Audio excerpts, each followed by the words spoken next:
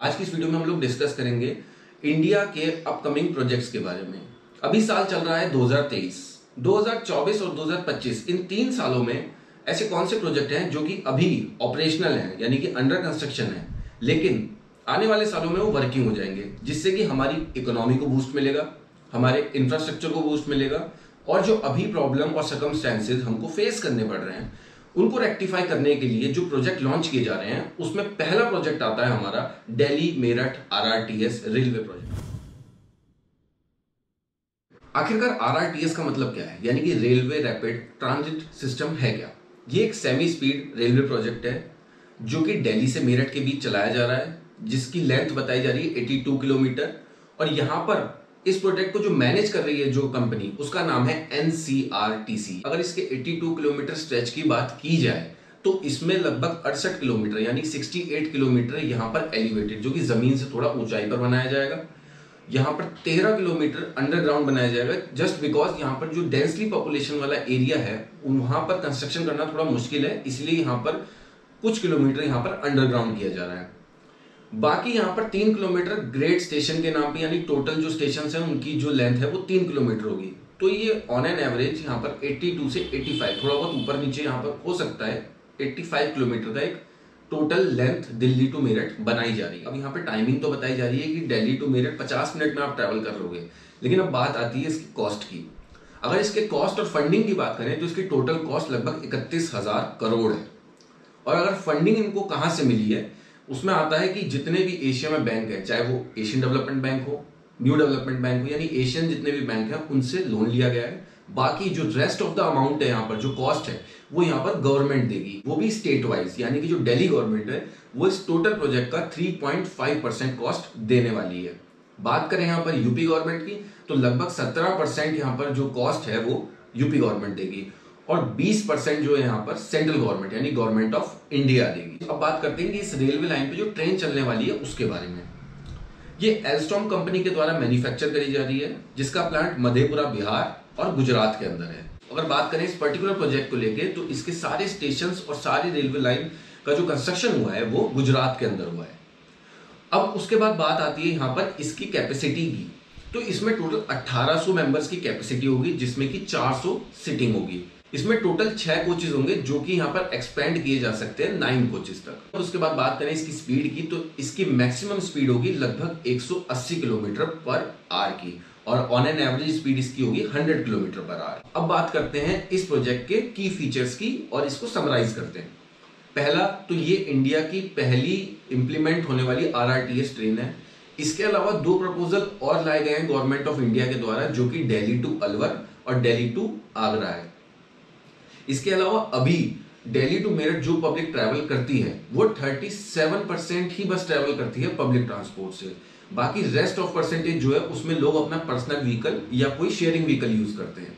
लेकिन ऐसा कहा जा रहा है कि जब ये प्रोजेक्ट, जिसकी डेडलाइन 2025 जून तक बताई जा रही है, जब ये प्रोजेक्ट कंप्लीट हो जाएगा, जब ये वर्किंग हो जाएगा, यहां पर 65% लोग ऐसे होंगे जो कि पब्लिक ट्रांसपोर्ट का यूज करना शुरू कर देंगे, यानी कि कोई भी पब्लिक ट्रांसपोर्ट का यूज करेंगे, जिसमें कि सबसे बड़ा मेजर रोल ये प्रोजेक्ट करने वाला है।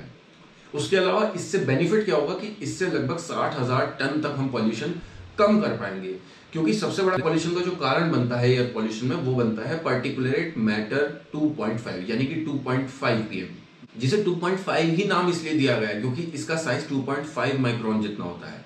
हमारा जो एक बाल होता है उसकी लेंथ भी लगभग 50 से 70 माइक्रोन तक होती है, उसका 1/10वां पार्ट होता है ये 2.5 माइक्रोन। तो ये कितना हार्मफुल है कि हमारे लंग्स के अंदर और बाकी जितने भी हमारे दिल्ली से लगने वाले जितने भी डिस्ट्रिक्ट है, अगर आप उसका एयर क्वालिटी इंडेक्स देखोगे, अगर नॉर्मली भी वो 300 के आसपास रहता है और फेस्टिवल पे देखोगे तो वो तो फिर क्या ही कहने उसके। अब चलते हैं अपने सेकंड प्रोजेक्ट पे, जो कि सबसे ज्यादा अपकमिंग और सबसे ज्यादा वेटिंग थी जिसके लिए, वो था दिल्ली मुंबई एक्सप्रेसवे। तो अब बात करते हैं इंडिया के लॉन्गेस्ट एक्सप्रेसवे के बारे में, और एक ऐसा एक्सप्रेसवे जो कि इंडिया की फाइनेंशियल कैपिटल मुंबई और इंडिया की नेशनल कैपिटल दिल्ली को कनेक्ट करेगा, यानी कि दिल्ली मुंबई एक्सप्रेसवे। जहां पहले दिल्ली से मुंबई जाने के लिए जो रूट लिया जाता था, जिस पर लगभग 24 घंटे तक लग जाते थे, अब वहीं इसको काटकर इसकी दूरी इस एक्सप्रेसवे के द्वारा 12 से 13 घंटे हो गई है।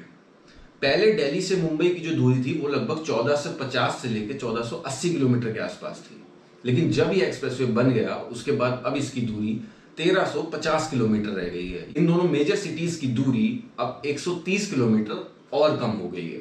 तो अब अगर इस एक्सप्रेसवे के ब्रीफ में हम थोड़ा बात करें तो ये एक 8 लेन एक्सप्रेसवे बनाया जा रहा है जो कि एक्सपेंडेबल अप टू 12 लेन आगे कर दिया जाएगा। ये इंडिया का पहला ऐसा एक्सप्रेसवे है जिस पर आपको हेलीपैड और हर 100 किलोमीटर पे एक ट्रॉमा सेंटर देखने को मिलेगा। इसी एक्सप्रेसवे को इलेक्ट्रिसिटी से भी जोड़ा जा रहा है, यानी कि इलेक्ट्रिक एक्सप्रेसवे भी बनाया जा रहा है जिसपे कि जो टोटल 8 लेन अभी इस पे है उसमें से 4 लेन इलेक्ट्रिक होंगी, जिसपे कि हमारे जो पब्लिक ट्रांसपोर्ट है जैसे कि बस और ट्रक ये यहाँ पर डीजल की बजाय इलेक्ट्रिक से चलेंगे, जिसमें कि इनकी स्पीड लगभग 120 किलोमीटर पर आवर तक हो जाएगी।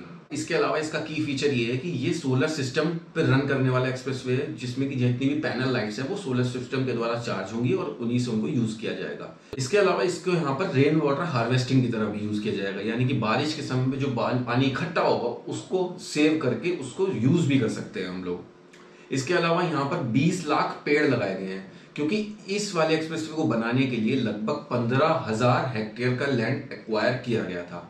तो इन्वायरमेंट को बैलेंस करने के लिए यहाँ पर 20 लाख पेड़ पौधे भी लगाए गए हैं। तो अब बात करते हैं कौन सी मेजर सिटीज से ये एक्सप्रेसवे पास होने वाला है। सबसे पहले इसकी स्टार्टिंग होगी दिल्ली से, जिसमें कि 9 किलोमीटर का स्ट्रेच दिल्ली में बनेगा। उसके बाद गुड़गांव जो कि 129 किलोमीटर का स्ट्रेच गुड़गांव के अंदर बनेगा, जिसमें गुड़गांव, सोना और बाकी हरियाणा के डिस्ट्रिक्ट इसमें कवर होंगे। इसके बाद आता है राजस्थान जो कि 373 किलोमीटर का स्ट्रेच राजस्थान में बनाया जाएगा, जिसमें कि दौसा, लालसोट, आपका जयपुर तक, आगे कोटा भी इसमें इंक्लूड किया जाएगा। इसके बाद चलते हैं हम एमपी की तरफ। मध्य प्रदेश में यहाँ पर रतलाम, गोदारा, टोटल यहाँ पर जो कवरेज होगी वो होगी 244 किलोमीटर की। इसके बाद नंबर आता है गुजरात का। गुजरात में यहाँ पर वडोदरा, सूरत इनको कवर करने के बाद टोटल यहाँ पर 426 किलोमीटर का स्ट्रेच होगा। और लास्ट महाराष्ट्र यानी कि जिसमें विरार और हमारा जेएनपीटी, टोटल यहाँ पर 171 किलोमीटर का स्ट्रेच होगा। तो टोटल इन सबको मिला के ये 6 स्टेट से पास होगा, तब जाके इसकी टोटल दूरी 1350 किलोमीटर कंप्लीट होगी, जिससे दिल्ली और मुंबई आपस में कनेक्ट हो पाएंगे। अब बात कर लेते हैं इस प्रोजेक्ट के कंस्ट्रक्शन के बारे में। जो टोटल कॉस्ट इस प्रोजेक्ट की है वो है लगभग 1 लाख करोड़ के आसपास।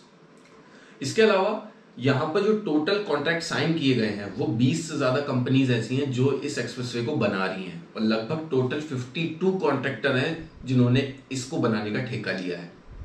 और यहाँ पर जब ये एक्सप्रेसवे बनाया जा रहा था तो एक वर्ल्ड रिकॉर्ड भी बनाया गया जो शायद आपको नहीं पता होगा अभी तक, जो कि गुजरात के अंदर एक टेंडर जिस कंपनी को दिया गया था, जिस कंस्ट्रक्शन कंपनी को दिया गया था वो थी पटेल इंफ्रास्ट्रक्चर। उसने 2.58 किलोमीटर का स्ट्रेच के जो कंक्रीट की लेयर बिछानी थी वो मात्र 24 घंटे में उसने 2.58 किलोमीटर का स्ट्रेच बना के तैयार कर दिया, और वो भी 4 लेन में। अगर एक लेन की लेंथ अगर 2.5 किलोमीटर है तो 4 लेन अगर 4 लेन है तो टोटल 10 किलोमीटर की कंक्रीट की layer with in 24 hours Gujarat की एक टेंडर कंपनी जिसका नाम है पटेल इंफ्रास्ट्रक्चर उसके द्वारा बनाया गया। ये रिवॉल्यूशनरी प्रोजेक्ट होगा इंडिया के इंफ्रास्ट्रक्चर के अंदर, जो कि भारतमाला परियोजना का सबसे बड़ा प्रोजेक्ट है। तो ये तो थे 3 प्रोजेक्ट जो हमने इस वीडियो में कवर करे। अगर आपको ये वीडियो अच्छी लगती है तो इसके अलावा और भी ऐसे प्रोजेक्ट हैं जो कि मतलब इनकी लिस्ट बहुत लंबी है, जैसे कि इसमें आता है ropeway project, Bharatmala, Sagarmala, Delhi Dehradun expressway, Noida international airport जेवर के अंदर। इसके अलावा यहाँ पर डेडिकेटेडली जो बाकी कॉरिडोर्स बनाए जा रहे हैं, इसमें अब आता है नवी मुंबई इंटरनेशनल एयरपोर्ट और छत्रपति शिवाजी की जो स्टैचू बनाया जा रहा है अरेबियन सी के अंदर, रोपवे प्रोजेक्ट जो बनाया जा रहा है, जामनगर दिल्ली एक्सप्रेसवे बनाया जा रहा है। इसके अलावा अमृतसर जामनगर वाला एक्सप्रेसवे जो बनाया जा रहा है, राजकोट एयरपोर्ट बनाया जा रहा है, पंबन रेलवे ब्रिज जो बनाया जा रहा है, बारामूला लिंक जो प्रोजेक्ट बनाया जा रहा है। ऐसे बहुत लंबी लिस्ट है जो इंडिया के अपकमिंग प्रोजेक्ट्स आने वाले हैं और अभी वो अंडर कंस्ट्रक्शन है। क्योंकि अगर सोच के देखो कि इंडिया में अगर खुद की सैटेलाइट लॉन्च होगी जिसका नाम है IRNSS यानी Indian regional navigation satellite system, खुद का गूगल मैप होगा, जैसे एग्जांपल के तौर पे बात करूं तो खुद का ही हमारा आसपास इंडिया में अगर हमें कहीं भी जाना है तो एक्यूरेसी के लेके, टाइम को लेके खुद इंडिया अपना एक इसरो के द्वारा लॉन्च किया जा रहा है नाविक सिस्टम। सूरज पर जाने के लिए आदित्य L1 मिशन लॉन्च करने वाले हैं, गगनयान मिशन लॉन्च करने वाले हैं। इसके अलावा बहुत लंबी लिस्ट है जो कि इंडिया इस पर काम कर रही है। और अगर सोच के देखो कि इंडिया ने ये सारे project with in time complete कर लिए, तो इंडिया का इंफ्रास्ट्रक्चर, इंडिया की इकोनॉमी, इंडिया की ग्लोबल जियोपॉलिटिक्स में जो पोजीशन होगी वो कितनी ज़्यादा बढ़ जाएगी। तो क्योंकि इंडिया एक बहुत बड़ा मार्केट है बाकी देशों के लिए। तो अभी तक के लिए वीडियो में इतना ही। उम्मीद करता हूँ वीडियो आपको पसंद आई होगी। मिलते हैं नेक्स्ट वीडियो में एक ऐसे ही एक इंटरेस्टिंग टॉपिक के साथ। तब तक के लिए अपना ध्यान रखें। Thank you.